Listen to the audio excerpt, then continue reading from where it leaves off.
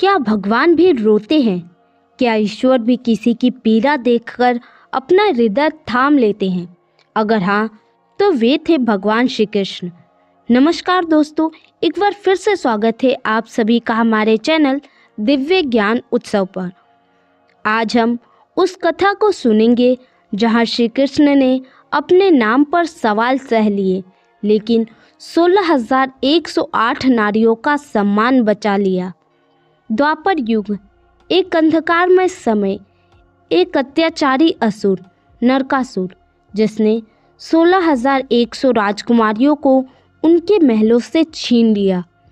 वे केवल बंदी नहीं थी, उनकी हंसी छीन ली गई थी, उनके सपने कुचल दिए गए थे।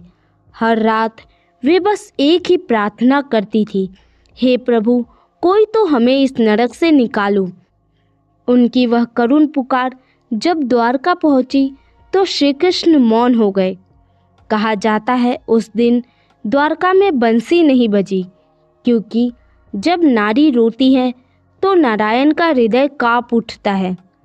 श्री कृष्ण ने युद्ध किया, नरकासुर का अंत किया, कारागार के द्वार खुले, राजकुमारियां मुक्त हुई, लेकिन आज़ादी के साथ उनके चेहरे पर मुस्कान नहीं थी। वे श्री कृष्ण के चरणों में गिर पड़ी, रोती हुए बोली, प्रभु, आपने हमें मुक्त तो कर दिया, लेकिन अब हमें कौन अपनाएगा? हमारे अपने राज्य, हमारे अपने परिवार हमें स्वीकार नहीं करेंगे।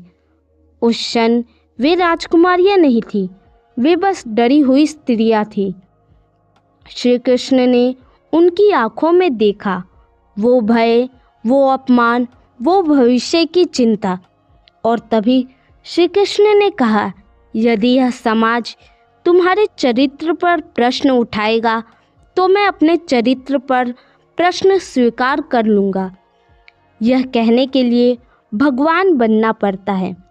श्री कृष्ण ने उन सभी से विवाह किया, इसीलिए नहीं कि वे पत्नियां बने, बल्कि इसीलिए कि वे सम्मान के साथ जी सके। उन्होंने उन्हें त्यागी हुई स्त्री नहीं, द्वारका की महारानी बनाया। इसके साथ ही श्री कृष्ण की 8 प्रधान रानियां, देवी रुक्मणी, देवी सत्यभामा, देवी जामवंती, देवी कालिंदी, देवी मित्रविंदा, देवी सत्या, देवी भद्रा और देवी लक्ष्मणा। इस प्रकार कुल रानियां हुई 16,108। लोग पूछते हैं, क्या श्री कृष्ण इतने विवाह निभा सकते थे? उत्तर है, वे मनुष्य नहीं थे, परमात्मा थे। उन्होंने 16,108 रूप धारण किए और हर रानी को यह अनुभव कराया कि कृष्ण सिर्फ उसी के हैं। शास्त्र कहते हैं, हम सब टूटी हुई आत्माएं हैं और कृष्ण हर टूटे हुए को अपनाते हैं।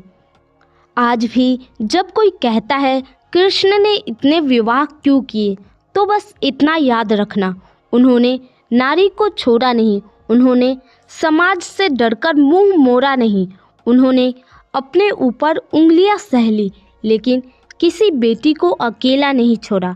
धन्यवाद दोस्तों।